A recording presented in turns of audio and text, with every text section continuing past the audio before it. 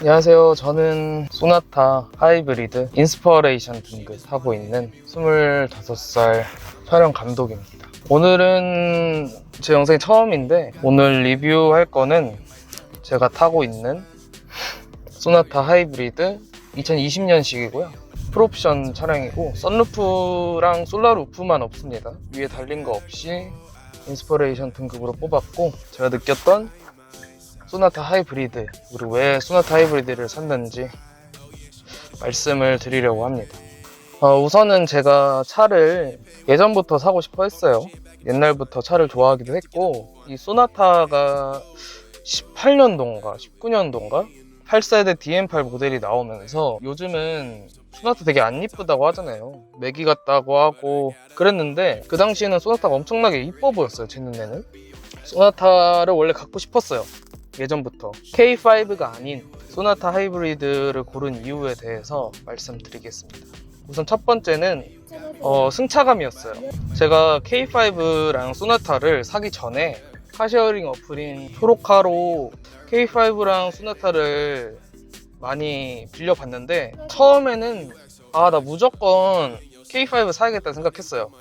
왜냐면 이게 2.0 자연흡기 같은 엔진이 들어간단 말이죠. K5랑 소나타랑. 그런데도 출력 차이가 좀 많이 나는 것 같더라고요. 분명 제원상 성능은 똑같아야 되는데 그 세팅의 차이인지 소나타가 정말 안 나갔어요. K5에 비해서 소나타가 굉장히 안 나갔어요. 특히 1부터 60까지 속력 낼 때 K5가 훨씬 출력이 더 좋았습니다. 이상하게 그게 느껴졌어요. 출력이 더 좋다고 느껴졌어요. 다운시프트를 할 때도 K5가 반응이 좀 더 빠르고 변속 자체가 K5가 좀 더 좋았어요. 그때는 이제 무조건 K5를 사야겠다 라고 생각을 했죠. 그런데 이제 제가 사려고 하던 찰나에 아버지가 타고 계시는 그랜저 HG를, 그 차가 14년식 그랜저 HG였거든요. 2400cc. 근데 기름을 엄청 많이 먹더라고요. 제가 하남시에서 부천까지 출퇴근을 하고 촬영이 있을 때는 지방도 돌아다니고 경기도 수도권 지방 가릴 거 없이 정말 여리저리 많이 다니는데 기름값이 한 달에 한 50만 원이 넘게 나오는 것 같더라고요. 그 차가 연비 표시가 안 돼서 제가 정확히는 모르겠는데, 제가 계산상 2400cc 그랜저 HG를 가득 채워서 타보니까 한 400~500km 밖에 안 가는 기분이었어요. 물론 좀 더 갔을 수는 있겠지만, 그래갖고 연비도 굉장히 중요하구나 라고 생각을 해서 하이브리드 모델로 눈을 돌렸습니다. 여기서 제가 K5를 고르지 않은 이유가 굉장히 큰데, 기아차 자체가 그 약간 하체가 단단한 느낌이 강하잖아요. 저는 K5 2.0 자연흡기는 괜찮다고 생각했거든요. 그 정도 단단함은 그냥 크게 단단하지 않고 그냥 대충 그 정도 느낄 정도잖아요. 그런데 K5 하이브리드에서는 조금 단단함이 좀 많이 커지더라고요. BMW 같은 그런 나와 차가 한 몸이 된 것 같은 그런 기분의 그런 딱딱함이 아니라, 어디 과속 방지턱을 넘어가도 차가 약간 망가질 것 같은 그런 기분이 들더라고요. 그래서 이제 소나타 하이브리드를 출력이 조금 모자르게 느껴지겠지만 소나타 하이브리드를 결국에 사야 되는 걸까 하고 타봤는데 확실히 정말 많이 나아졌어요. 그때 자연흡기 소나타보다 이 소나타 하이브리드가 훨씬 잘 나가고 답답함이 없다고 느껴졌습니다. 물론 그런 일이 거의 많이 없었고 출발 시에는 대부분 전기 모터를 사용해서 가니까요. 그런 걸 따지고 보니까 소나타 승차감이 훨씬 좋은 거예요. 제가 느꼈을 때 너무 좋았어요. 전기가 켜져 있는 상태에서 포장이 잘 돼 있는 도로를 지나가면 정말 벤츠 부럽지 않을 정도로 승차감이 엄청나게 좋아지더라고요. 아무튼 그래서 소나타 하이브리드를 구매하게 됐습니다. 두 번째는 연비예요. 당연히 연비죠. 제가 하남시에서 여기 부천 옥길동이거든요. 부천 옥길동까지 출근을 하면은 한 50km가 조금 넘어요. 고속주행을 많이 한단 말이에요. 근데 대부분 사람들이 그런 말을 해요. 하이브리드는 고속주행에는 별로 도움이 안 된다 라고 하는데, 제 생각에는 오히려 반대인 것 같습니다. 고속주행에서 연비가 훨씬 좋아지더라고요. 제가 최고로 많이 찍어본 연비는 30이 넘어가더라고요. 30이 조금 넘어갔었어요. 그 조건이 조금 있는데, 기름통이 한 칸 조금 안 될 때, 그리고 전기가 조금 많이 차 있을 때, 고속도로 약간 내리막길을 가면은 연비가 30이 찍히더라고요. 순간 연비가 아니라 평균 연비가 그렇게 찍히더라고요. 그리고 이 차 자체가 제가 알기로 K5보다 150kg 정도 가벼운 걸로 알고 있어요. 크게 막 엄청나게 좌지우지하지 않겠지만 연비에는 그래도 도움을 주잖아요, 조금이나마. 그래서 저는 그 그랜저 탔을 때 연비에 대한 압박 때문에 소나타 하이브리드를 고르게 됐습니다. 그리고 세 번째 장점은 실내 인테리어라고 생각해요. K5가 인테리어가 하이그로시가 되게 많이 들어가 있잖아요. 하이그로시가 엄청나게 많이 들어가 있기 때문에 지문이 조금 많이 묻는 게 좀 걱정이 됐어요. 저는 약간 실내가 깨끗한 걸 굉장히 좋아하기 때문에 그런 하이그로시는 피하고 싶었고, 그 소나타가 처음 나왔을 때 그런 평을 많이 받았어요. 이게 지금 카멜 베이지인가?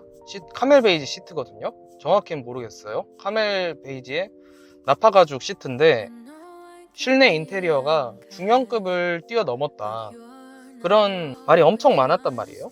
저도 그 실내를 보니까 정말 마음에 들더라고요. 제가 밝은 색을 좋아해요. 물론 관리가 조금 어려울 수 있겠지만 저는 이제 막 세차를 굉장히 좋아하거든요. 그래서 가죽 코팅도 전부 다 해놨고, 촬영하는 사람들은 청바지를 잘 안 입게 돼요. 불편하니까. 그래서 보통 트레이닝복을 많이 입다 보니까 때묻겠다는 걱정은 안 했어요. 여기 손잡이 부분이 되게 없는 것 같은 데 있어요. 그러니까 무슨 말이냐면 없는 것 같은 디자인인데, 그러니까 손잡이 손 넣는 거 있죠, 손 넣는 거. 그러니까 되게 유려하게 잘 빠진 거죠, 디자인이.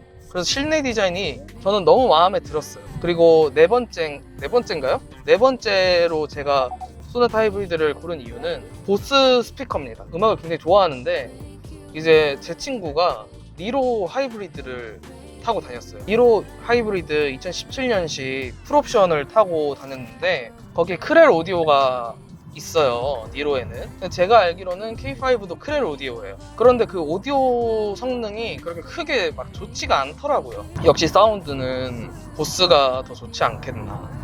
보스도 소나타에 최초로 처음 들어갔죠, 현대차에서는. 그래서 저는 오디오가 굉장히 중요했기 때문에 제가 원래 QM6도 알아봤었는데, 왜냐면 짐을 많이 실어야 되니까 촬영 장비가 굉장히 많거든요. LPG 모델을 알아봤어요. 전시차 할인받고 이것저것 보너스 옵션도 해주겠다 해갖고 굉장히 저렴한 가격에 신차를 뽑을 수 있더라고요. 그래서 LPG 모델을 알아봤었는데 스피커가 들어갈 수가 없대요, QM6 LPG 모델. 근데 그 QM6 카탈로그를 보면 보스 스피커가 들어가요. 그게 굉장히 좋다고 광고를 하고 있는데 막상 가장 잘 팔리는 LPG 모델에는 그 도넛형 LPG 탱크가 들어가기 때문에 스피커가 들어갈 자리가 없다는 거예요. 그래서 스피커 튜닝을 하더라도 큰 성능을 기대하기는 어렵다고 하더라고요. 제가 LPG 생각했던 것 자체가 그런 연비에 대한 압박이 있기 때문에 LPG 모델을 골랐거든요. 그게 아니었으면 연비가 중요하지 않으면 가솔린을 골랐겠죠. 그래서 이제 보스 스피커가 있는 차량 중에 소나타가 가장 유력해졌던 것 같아요, 지금 생각을 해보면. 여기 앰비언트 라이트 있잖아요. 뭐 소나타 타시는 분들이 이게 뭐냐, 코딱지만큼 묻혀놨다 앰비언트 라이트를 했는데, 지금 영상으로 보니까 어떠세요? 굉장히 잘 보이죠? 지금 이렇게만 보면 벤츠란 말이에요. 그러니까 이 앰비언트만 보면, 지금 옆에 있는 앰비언트만 보면 기아 K5에 있는 그 약간 무슨 절취선 마냥 있는 그 앰비언트보다는 이게 훨씬 나았던 것 같습니다. 잘 보여요. 생각보다 굉장히 잘 보이고 저는 만족스럽게 생각하고 있습니다. 그리고 다섯 번째는 디자인이에요. 이게 좀 의아할 수 있는데 K5 디자인 정말 잘 나왔어요. 그거는 맞아요. 소나타보다 더 예쁘다고 생각했었어요, 그때는 처음 나왔을 때. 근데 K5를 보다 보니까 굉장히 금방 질리더라고요. 소나타 처음 나왔을 때 사람들 댓글로 뭐라 그랬는지 아세요? 와, 디자인 너무 예쁘다, 흰색 미쳤다. 저는 검정색이요. 흰색 미쳤다. 이번에 소나타 진짜 너무 잘 빠졌다 라는 말이 많았어요. 현대 로고라서 디자인이 별로다. 그래서 누가 인터넷 짤방에 벤츠를 갖다 넣었거든요, 벤츠 로고를. 근데 진짜 엄청 이쁜 거예요. 진짜 그 정도로 소나타는 디자인이 굉장히 질리지 않아요. 그러니까 예쁘다고는 안 할게요. 디자인 진짜 너무 예뻐, 미쳤어, 이렇게는 안 할게요. 질리지 않는 디자인이에요. 물론 저는 앞범퍼를 센슈어스 디자인으로 바꿨어요. 근데 아무튼 질리지 않는다는 거. 그러면 이제 이 차의 단점을 조금 얘기해 보고 싶은데, 우선은 출력입니다. 아까 출력 괜찮다며라고 말하긴 했는데, 그거는 이제 전기가 켜져 있을 때 말하는 거고요. 지금은 전기가 켜져 있어서 진짜 잘 나가거든요. 근데 이게 전기가 꺼지면은 RPM은 RPM대로 올라가는데 그 변속이 굉장히 느린 것 같아요. RPM 막 3초 동안 4, 5초 동안 막 치솟아요. 그런데도 속도는 똑같아요. 그런 경우가 굉장히 많아요. 그리고 두 번째 좀 큰 단점이라고 생각해요. 제가 고속도로를 자주 다니다 보니까 이 차가 풀옵션이라서 그 현대 스마트 센스가 옵션이 추가로 들어가 있는 차량이거든요. 스마트 크루즈 컨트롤을 켜서 만약에 내가 50에서 속도 100을 맞춰서 켰어요. 그러면 갑자기 미친놈 마냥 급발진을 합니다. 급발진을 RPM을 쫙 올리더니 100에 딱 맞추고 RPM을 개떨궈 버려요. 그게 좀 큰 단점인 것 같아요. 경제성이 가장 중요한 하이브리드 차량에서 갑자기 막 6000rpm까지 치솟더니 속도를 맞추려고 급발진하는 것 같아요. 제 생각에는 이 스마트 크루즈 컨트롤이 제네시스에는 지능형 스마트 크루즈 컨트롤이 들어가 있거든요. 아마 그런 식의 스마트 크루즈 컨트롤은 평소 기본 운전자 성향에 따라서 이 사람이 속도를 올릴 때 급가속을 하는지 아니면은 천천히 가속을 하는지를 인식하고 그렇게 아마 작동이 되지 않을까. 저는 제네시스 살 돈은 없기 때문에 잘 모릅니다. 그리고 세 번째 전점, 이거는 솔직히 조금 깜짝 놀랐습니다. 이 차량 일반 소나타 자연흡기 2.0보다 300만원 비싸단 말이죠. ABC 필러 둘 다 이 선루프랑 솔라루프 옵션을 넣지 않으면 플라스틱을 쳐박아 버리더라고요. 그거는 좀 진짜 너무했던 것 같아요. 제가 나중에 랩핑을 하고서라도 저거를 조금 유광으로 바꾸고 싶은데 그 유광 비용을 물어보니까 그래도 좀 가격이 좀 있더라고요. 랩핑이다 보니까. 그리고 또 네 번째 단점, 이 무선 충전기 패드예요. 충전이 안 될 때가 너무 많습니다. 여기 올려두면 내비게이션에 충전 중이라고 노란 번개표 뜨면서 뜨거든요. 근데 가끔 보다 보면은 빨간색 느낌표 뜨면서 충전이 안 되고 있다고 뜰 때가 굉장히 많아요. 10번 중에 한 4번은 그런 것 같아요. 안 좋습니다. 혹시 무선 충전기가 옵션에 뭐 이상한 거랑 묶여 있다면은 뭐 어쩔 수 없이 골라야겠지만, 무선 충전이 필요 없으면 안 고르시는 게 좀 나을 것 같아요. 저는 그 시가잭 있죠. 미니 시가잭에서 45W 충전이 되는 그 미니 시가잭이 있어요. 여기 컵홀더 보시면 딱 스마트폰 꽂으라고 얇고 길게 구멍이 하나 있거든요. 앵간한 폰들은 전부 다 들어가기 때문에, 뭐 갤럭시 폴드 아닌 이상은 다 들어가기 때문에 그냥 그 까꾸로 꼽아서 충전기에 꼽는 게 더 도움이 될 거라고 봅니다. 제 생각에. 무선 충전기가 워낙에 느리고 충전이 잘 안 되기 때문에. 그리고 이건 제 개인 취향인 것 같은데, 이게 HUD가 달려 있거든요. 근데 굳이 필요 없는 것 같아요. 이게 잘 안 보게 돼요. 그러니까 있으면 보는데 많이 안 봐요. 그러니까 이 시선 자체가 이 계기판 쪽이 굉장히 익숙한 거죠. 그리고 다섯 번째 단점은 여기 계기판이 디지털로 바뀌었잖아요. 소나타부터 현대차가. 근데 이게 깜빡이를 켜면은 방향에 따라서 거기 사이드미러에 달려있는 카메라를 통해 보여준단 말이죠. 계기판에서 이걸 보여줘요. 계기판에서 뒤에 차가 오는지를. 근데 무슨 시점이 개미가 위로 쳐다보는 것 마냥 굉장히 낮습니다. 시야가 굉장히 낮고 무슨 바닥을 보여줘요. 바닥을 보여줘갖고 이걸 보고 운전하면은 굉장히 큰일이 날 수 있겠다라는 생각을 합니다. 이게 아마 플래티넘이라는 뭐 옵션이랑 묶여 있겠죠? 근데 어라운드 뷰 자체가 굉장히 좋기 때문에 어쩔 수 없이 같이 딸려오는 건데, 근데 가끔 도움이 될 때는 있어요. 밑에서 보여주니까 사이드미러는 옆에 차가 있으면 그 옆이 잘 안 보이잖아요. 근데 얘는 바닥을 보여주니까 그 뒤에 차가 더 오는지를 확인을 할 수 있더라고요. 그러니까 조금 더 멀리 봐요. 그거는 참고용으로 좋은 것 같은데 굳이 필요 없죠. 그리고 그 다음 단점은 여섯 번째인가요? 단점이 조금 많은데, 그 빌트인 캠입니다. 빌트인 캠은 무조건 넣지 마세요. 그 전방 카메라 뭐 좋아요. 전방 카메라 괜찮다고 생각하는데 후방 카메라가 진짜 미친듯이 쓰레기입니다. 그냥 가까이 있는데도 번호판이 잘 안 보여요. 앞에는 1080 FHD 해상도로 녹화가 되거든요. 근데 후방은 1180에 720으로 녹화가 됩니다. 그러니까 HD 화질이에요. FHD보다 2배 낮은 그냥 좋은 블랙박스를 사는 게 낫지 않나. 그래도 이거 장점은 있긴 하죠. 이 차가 하이브리드다 보니까 이 빌트인 캠 보조 배터리 옵션을 넣을 필요가 없어요. 보조 배터리 보통 20만원, 25만원 하잖아요. 그거를 넣을 필요 없다는 거는 단연 좋은 일이라고 생각하지만, 내가 만약에 혹시나 사고에 대비해서 과실을 1이라도 더 물기 싫다면 그냥 싸제 블랙박스를 다는 것을 강력 추천드립니다. 뭐 결론적으로 말씀을 드리면은 어떤 분이 이런 차를 사야 되냐. 우선은 나는 연비가 굉장히 중요하다. 그런 분들은 K5 하이브리드나 소나타 하이브리드 둘 중에 하나를 고민하시면 되고, 나는 승차감, 그러니까 폭신폭신한 솜사탕 같은 승차감이 정말 좋다. 무조건 소나타 하이브리드 사시는 것을 추천드립니다. 그런데 나는 승차감보다는 차가 잘 나갔으면 좋겠어. 그러니까 물론 국산 중형차에서 그런 출력은 상상하시면 안 돼요. 그냥 2.0 자연흡기 소나타보다는 좀 훨씬 잘 나갔으면 좋겠어 라고 생각하신 분들은 K5 하이브리드를 무조건 고르십시오. 그러니까 소나타 하이브리드도 솔직히 말해서 출력이 좀 나빠. 그러니까 제가 장점으로 말했던 아까의 그거는 소나타 2.0 자연흡기보다 잘 나간다는 거지, 절대 K5 하이브리드보다 잘 나가는 게 아니에요. 카시어링, 초록카에서 카시어링 한 번이라도 둘 다 타본 사람은 분명히 공감해 줄 거예요. 왜 안 나가는지 잘 모르겠어요. 이게 좀 개선이 됐다고 하는데 모르겠습니다. 그냥 RPM만 치솟으니까 그건 좀 살짝 깝쳐요.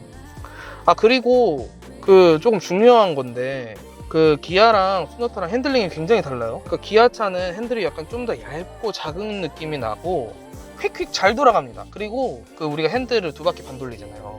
두 바퀴 반이 굉장히 빨리 끝나는 느낌이에요. 그리고 약간 끝났을 때 툭 걸려야 되는데, 약간 기아차는 통통 하고 튀는 느낌이 굉장히 강해요. 이상하게. 저만 느꼈나요? 그럴 텐데. 아무튼 그럽니다. 얘가 살짝 더 묵직하고, 물론 옵션에서 바꿀 수 있어요. 커스텀 세팅에서 핸들링을 스포츠로 바꾸면은 훨씬 더 묵직해집니다. 근데 막 엄청 묵직한 것도 싫고 저는 엄청 가벼운 것도 싫단 말이에요.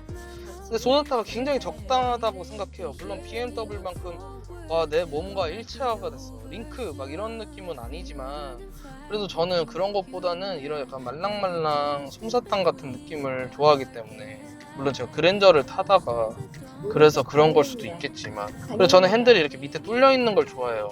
기아는 이렇게 3스포크로 돼 있잖아요.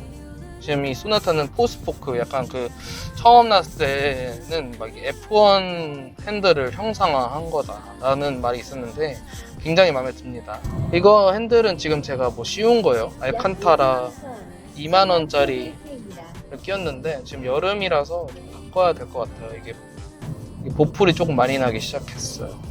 웬만하면 핸들 커버는 가죽으로 사시는 게 좋지 않을까. 아무튼 정리하자면은 그 정도고, 저는 이 차량을 굉장히 강력 추천합니다. 역시 현대가 소나타를 버리지 않았구나 라는 생각을 강력하게 해주는 차량입니다.